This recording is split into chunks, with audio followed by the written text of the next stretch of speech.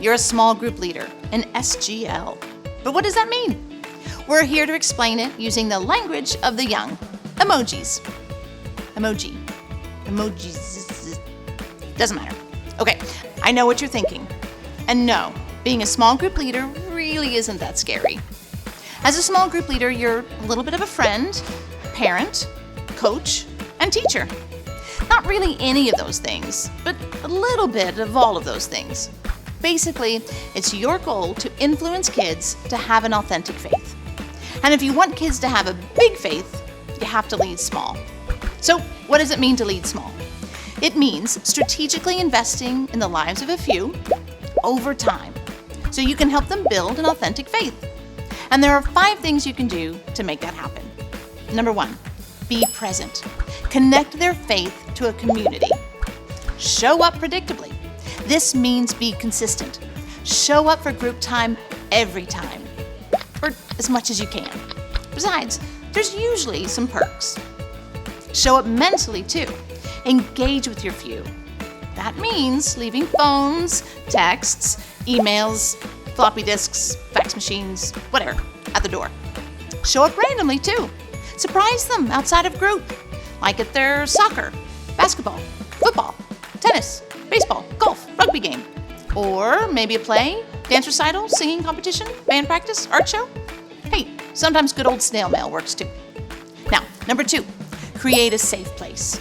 Clarify their faith as they grow. Lead the group. Create a foundation of acceptance. You get to guide your few through some tension, but ultimately help them value acceptance, confidentiality, and honesty. Respect that process. Remember, in the faith process, there is no finish line. There's no medal, no trophy. It's a continual process, and everyone goes at a different pace. Guard the heart. Tough stuff will happen in group. Sometimes you won't be able to do anything about it, but sometimes you can. And remember, if they are being hurt or hurting themselves or hurting others, do seek help from someone in an authority position. Number 3, partner with parents. Nurture an everyday faith, a faith that exists outside of small group. Cue the parent. Let them know who you are and prompt them with what you're talking about in group.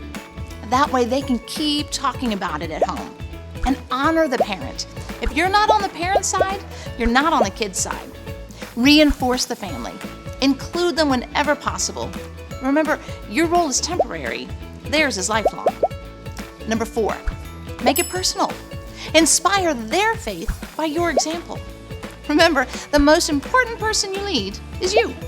So live in community. Find a group that's in your stage of life to talk open and honestly with. And you're going to have to set priorities. In order to inspire authentic faith in your few, you must first prioritize it in your own life, spiritually and relationally. And be real. It's important for your few to see the real you. So find ways to relate to them without compromising who you really are. And finally, number 5, move them out. Engage their faith in a bigger story. They will move on, so help them take their faith with them. Move them to someone else. Encourage other adult influences in their lives.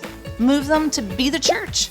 Give them something significant to do, from passing out goldfish to planning a service project. Move them to what's next. Is it getting out of diapers, starting school, graduating kindergarten, moving to middle school, getting their driver's license, going to college? Whatever it is, prepare them for that next life transition. So hopefully this all helps you understand your role as a small group leader. But if it still seems a little overwhelming, just remember this one idea. Your few are not problems to be solved. They are people to be loved.